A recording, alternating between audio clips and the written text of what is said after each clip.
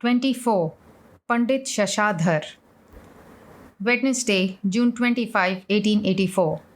It was the day of the Rath Yatra, the car festival of the Hindus. At Ishan's invitation, Sri Ramakrishna went to his house in Calcutta. For some time, the master had had a desire to meet Pandit Shashadhar Tarka Chudamani, who had been staying with one of Ishan's neighbors. So it was decided that he would visit the Pandit in the afternoon. A few devotees, including Hazra, accompanied the master to Ishan's house.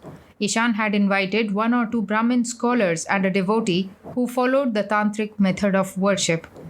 Shrish and Ishan's other sons were also present. The master noticed that the tantric worshipper had a vermilion mark on his forehead and smilingly said, "I see he is branded." After a while, M and Narendra arrived and bowed before Sri Ramakrishna. The master had previously informed M that he would be at Ishan's house. The master joked about the delay in serving their meal. One of the scholars quoted a Sanskrit verse about the anxiety created in people's minds by the pangs of hunger. Proceeding to explain the verse, he said, "The study of philosophy is indeed edifying, but poetry is more fascinating than philosophy. People listening to good poems think of the study of philosophy, Vedanta, Nyaya, Samkhya, and so forth, as dry and insipid. Again, music is more attractive than poetry. Music melts even a heart of stone. But a beautiful woman has an even greater attraction for a man's heart than music. Such a woman passing by diverts a man's attention from both poetry and music. But when a man feels the pangs of hunger, everything else, poetry, music, and woman, appears as of no consequence. Thus, hunger is the most arresting thing." The master remarked with a smile, "The Pandit is witty." Soon Narendra began to sing. A few moments later, the master went upstairs for a little rest. M and Shrish accompanied him. M introduced Shrish to the master, saying, "He is a scholar and a man of peaceful nature. We were fellow students in our boyhood. Now he is a lawyer." Master: "It is a pity that such a man should practice law." M: "Yes, sir, it was a mistake on his part." Master: "I know a few lawyers. One of them shows me great respect. He is a straightforward man."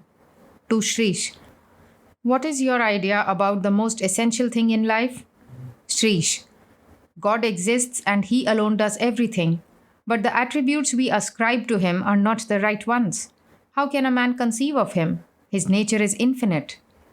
Master: "What need is there of your counting the number of trees and branches in an orchard? You have come to the orchard to eat mangoes. Do that and be happy. The aim of human birth is to love God. Realize that love and be at peace. Suppose you have entered a tavern for a drink. Is it necessary for you to know how many gallons of wine there are in the tavern? One glass is enough for you. What need is there of your knowing the infinite qualities of God? You may discriminate for millions of years about God's attributes, and still you will not know them." The master remained silent a few minutes. A Brahmin Pandit came into the room. Master to M: "There is no substance whatsoever in the worldly life. The members of Ishan's family are good, so he has some peace here. Suppose his sons had been lewd, disobedient, and addicted to drink and other vices. Then there would have been no end to his troubles. One very seldom comes across such a religious family in which all the members are devoted to God. I have seen only 2 or 3 such families. Generally, one finds quarrels, misunderstanding, jealousy, and friction. Besides, there are disease, grief, and poverty in the world. Seeing this condition, I prayed to the Divine Mother, 'O Mother, turn my mind at once from the world to God.' Look at Narendra's troubles. His father is dead and the members of his family are starving. He has been trying his utmost to secure a position, but he has not yet found one. Just see how unsettled his mind is." To M: "You used to come to Dakshineshwar very frequently, but why have you become such a rare visitor? Perhaps you have become particularly friendly with your wife. Is it true? Why should I blame you? The influence of woman and gold is everywhere. Therefore I pray, O Divine Mother, please don't make me a worldly man if I am to be born again in a human body." Brahmin Scholar: "Why should you say that, sir? The scriptures extol the life of a householder. Master. Yes, that is true. But it is very difficult to lead the true life of a householder. To M. How wrong of us. They are singing, especially Narendra, and we have left the room. About 4 o'clock in the afternoon, the master left in a carriage for the house where Pandit Shashadhar was staying. As soon as Sri Ramakrishna got into the carriage, he went into Samadhi. His physical frame was very tender as a result of the austerities he had undergone during the long years of his spiritual discipline and his constant absorption in God consciousness. The master would suffer from the slightest physical discomfort and even from the vibration of worldly thoughts around him. Once Keshab Chandra Sen had said that Sri Ramakrishna, Christ, and Sri Chaitanya belonged to a delicate species of humanity that should be kept in a glass case and protected from the vulgar contact of the world. It was the rainy season, and a fine drizzle of rain had made the road muddy. The sky was overcast. The devotees followed the carriage on foot.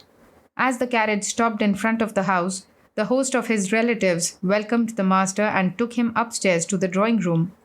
There the master met the Pundit. Pandit Shashadhar, a man of fair complexion and no longer young, had a string of Rudraksha beads around his neck. He was one of the renowned Sanskrit scholars of his time, a pillar of orthodox Hinduism, which had reasserted itself after the first wave of Christianity and Western culture had passed over Hindu society. His clear exposition of the Hindu scriptures, his ringing sincerity, and his stirring eloquence had brought back a large number of the educated young Hindus of Bengal to the religion of their forefathers. The Pandit saluted the master with reverence. Narendra, Rakhal, Ram, Hazra, and M, who had come with the master, seated themselves in the room as near the master as they could, anxious not to miss one of his words. At the sight of the Pandit, the master again went into Samadhi.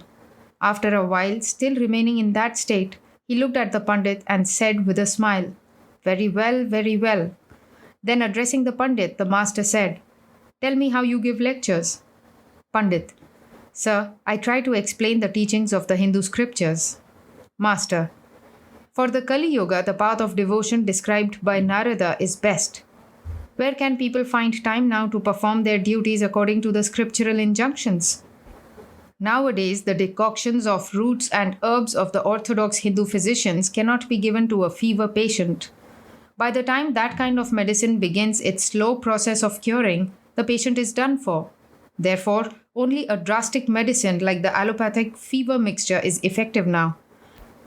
You may ask people to practice scriptural rites and rituals, but when prescribing the rituals, remove the head and tail. I tell people not to bother about the elaborate rituals of the Sandhya as enjoined in the scriptures. I say that it will be enough for them to repeat the Gayatri alone. If you must give instruction about scriptural ceremonies, do so only to a very few, like Ishan. You may deliver thousands of lectures, but they won't make the slightest impression on worldly people. Can one drive a nail into a stone wall? The point of the nail will sooner break than make a dent in the stone. What will you gain by striking the tough skin of the crocodile with a sword? The sadhu's water bowl, made from the shell of a bitter gourd, may visit the 4 principal holy places of India with its owner, but it will still remain as bitter as ever. Your lectures are not helping worldly people very much, and you will realize this by and by. The calf cannot stand on its legs all at once. Now it drops to the ground and now it stands up. So it learns to stand firmly on its legs and walk. You cannot distinguish a lover of God from a worldly person. It isn't your fault, of course. When the first onrush of the gale shakes the trees, it is impossible to distinguish one tree from another, the mango from the tamarind, for instance. Without having realized God, one cannot give up rituals altogether. How long should one practice the Sandhya and other forms of ritualistic worship? As long as one does not shed tears of joy at the name of God and feel a thrill in one's body. You will know that your ritualistic worship has come to an end when your eyes become filled with tears as you repeat Om Rama. Then you do not have to continue your Sandhya or other rituals. When the fruit appears, the blossom drops off. Love of God is the fruit, and rituals are the blossom. When the daughter-in-law of the house becomes pregnant, she cannot do much work. Her mother in law gradually lessens her duties in the house. When her time arrives, she does practically nothing. And after the child is born, her only work is to play with it. She doesn't do any household duties at all. The Sandhya merges in the Gayatri in Om, and Om in Samadhi. It is like the sound of a bell. Tum. The yogi, by following in the trail of the sound Om, gradually merges himself in the Supreme Brahman. His Sandhya and other ritualistic duties disappear in Samadhi. Thus, the duties of the Jnani come to an end. As the master talked of Samadhi, he himself went into that state. His face radiated a heavenly light. Bereft of outer consciousness, he could not utter another word. His gaze was indrawn and transfixed in communion with the self. After a long time, the master began to recognize the world around him and said, like a child, "I shall have a drink of water." Whenever after Samadhi the master asked for a drink of water, his devotees knew that he was gradually becoming conscious of the outer world. Still lingering in the state of ecstasy, he said to the Divine Mother, "O Mother, the other day you showed me Pandit Ishwar Chandra Vidyasagar. Then I told you that I should like to see another Pandit, and so you have brought me here." Looking at the Pandit, he said, "My child, add a little more to your strength. Practice spiritual discipline a few days more. You have hardly set your foot on the tree, yet you expect to lay hold of a big cluster of fruit. But of course you are doing all this for the welfare of others." With these words, he bowed his head before the Pandit. The master continued, "When I first heard about you, I inquired whether you were merely erudite or whether you had discrimination and renunciation.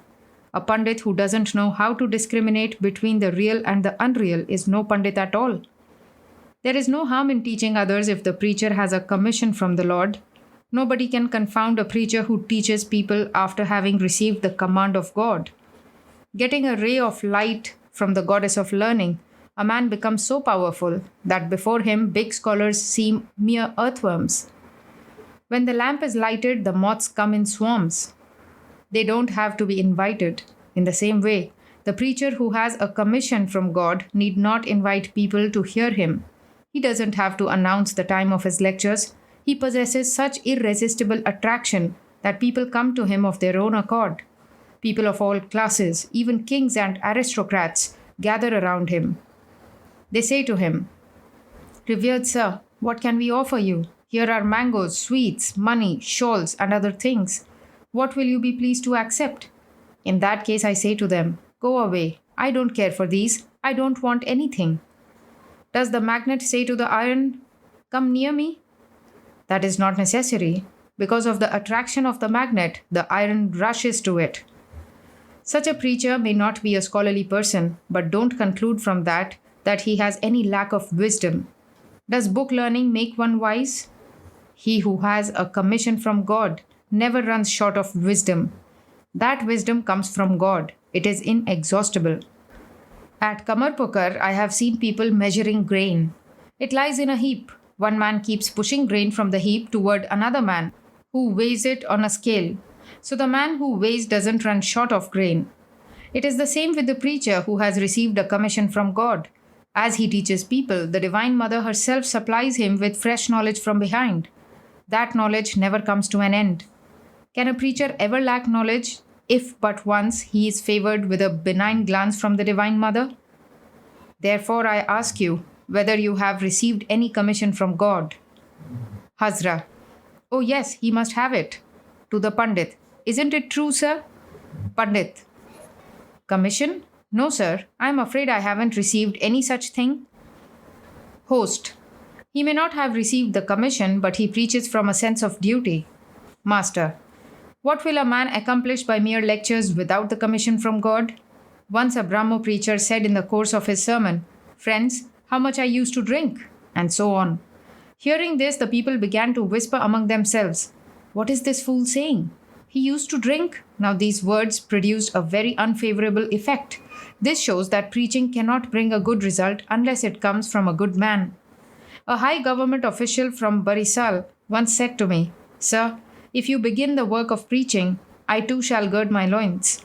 I told him the story of people's dirtying the bank of the Haldarpukar and of its being stopped only when a constable, armed with authority from the government, put up a notice prohibiting it.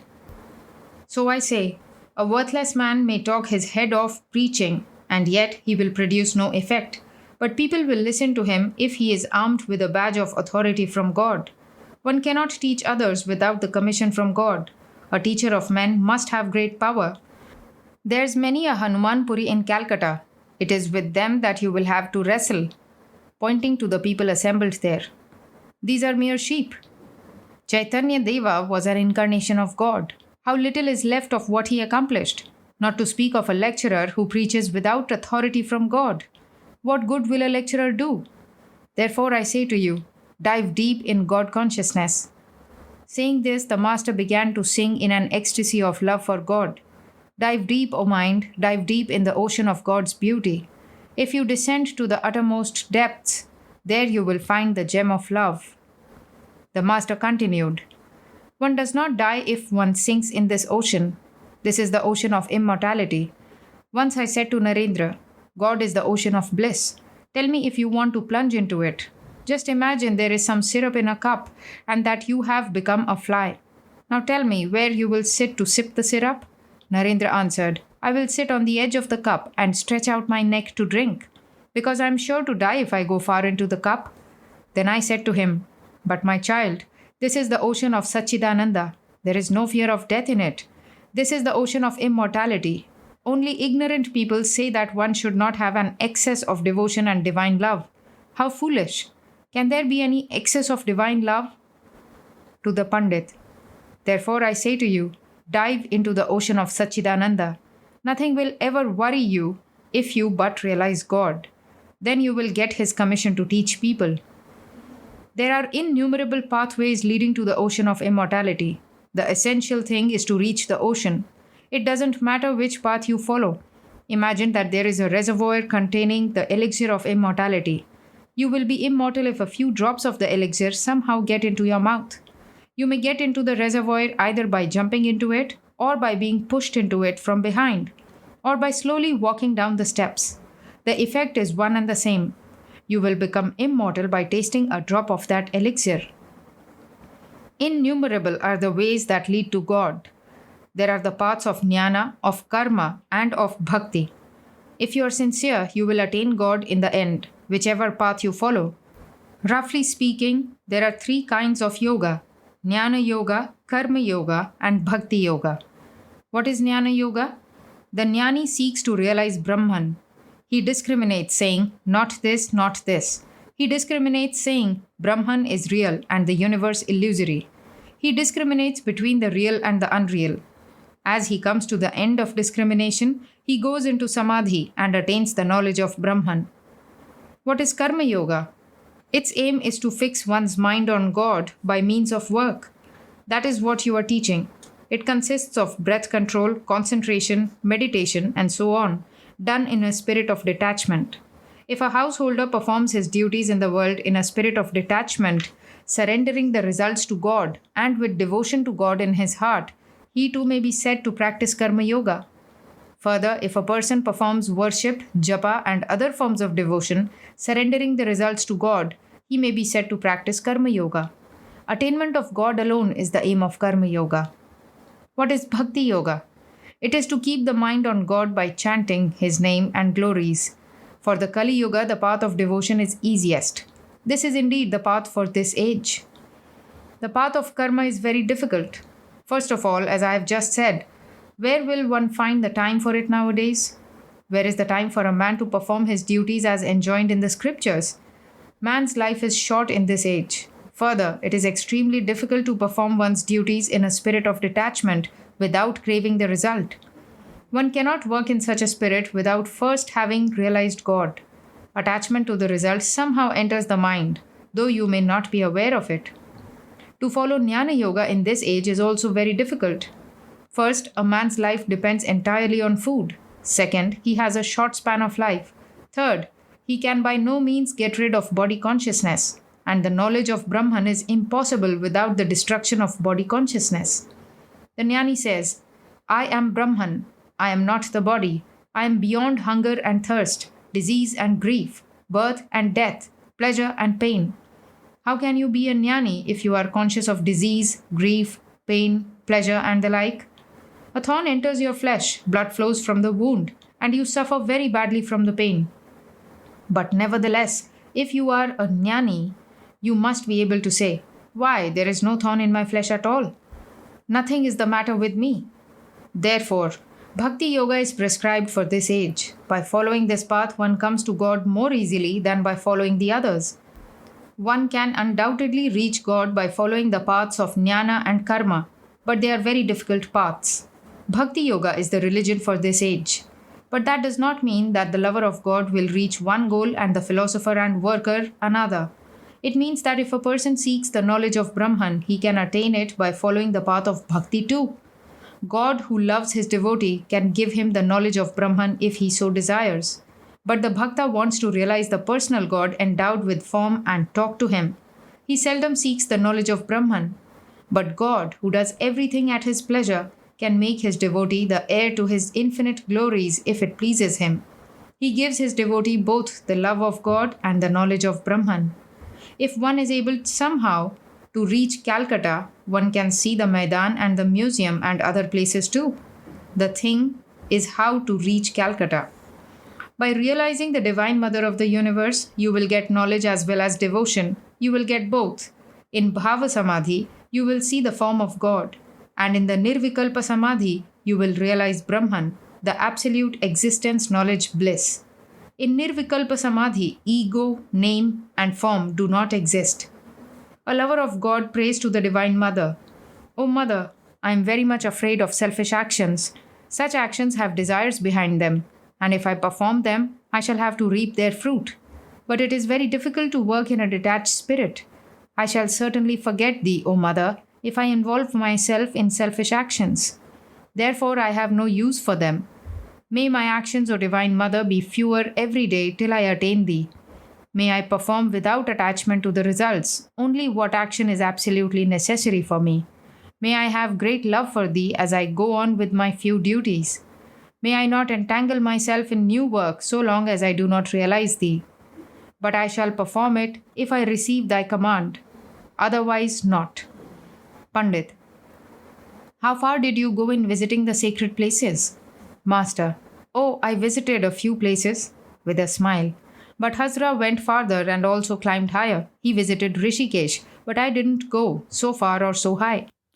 You must have noticed kites and vultures soaring very high in the sky, but their eyes are always fixed on the charnel pits. It is woman and gold. What is the use of making pilgrimages if you can attain love of God remaining where you are? I have been to Banaras and noticed the same trees there as here, the same green tamarind leaves. Pilgrimage becomes futile if it does not enable you to attain love of God. Love of God is the one essential and necessary thing. Do you know the meaning of kites and vultures? There are many people who talk big and who say that they have performed most of the duties enjoined in the scriptures.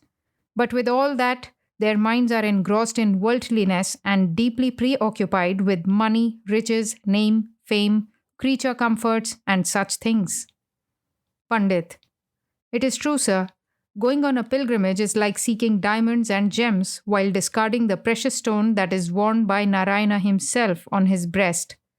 Master: I want you to remember this. You may impart thousands of instructions to people, but they will not bear fruit except in proper time. On going to bed, a child said to his mother, "Mother, please wake me up when I feel the call of nature."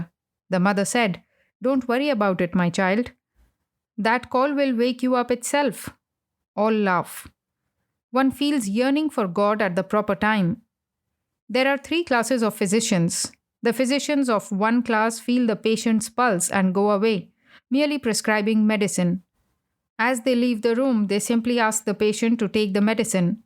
They are the poorest class of physicians. Likewise, there are teachers who only give instruction, but do not stop to see whether their teachings have produced a good or bad effect. They do not think at all about the disciple. There are physicians of another class who prescribe medicine and ask the patient to take it. If the patient is unwilling to follow their directions, They reason with him. They are the mediocre physicians. Likewise, there are mediocre teachers. They give instruction to the student and further try to persuade him in various ways to follow the instruction. Lastly, there are the physicians of the highest class. If the patient does not respond to their gentle persuasion, they even exert force upon him. If necessary, they press their knees on the patient's chest and force the medicine down his throat. Likewise, there are teachers of the highest class who even exert force to direct the mind of the pupil toward God. Pundit: Sir, if there are such superior teachers as you have described, then why should you say that one does not get the knowledge of God until the right time comes? Master: You are right. But what will the physician do if the medicine runs out of the patient's mouth and doesn't reach his stomach? In such a case, even the best physician can't do anything. The teacher should judge the fitness of the student before giving him instruction. But you don't discriminate in your instruction. When a young man comes to me for instruction, first of all, I ask him about his relatives at home. Suppose he has lost his father. Suppose his father has left some debts for him. How can such a person direct his mind to God? Are you listening to me? Pundit: Yes, sir. I am paying attention to every word. Master: One day some sick soldiers came to the temple garden at Dakshineshwar. I met them in front of the Kali temple. One of them referred to God as very compassionate. Indeed, I said.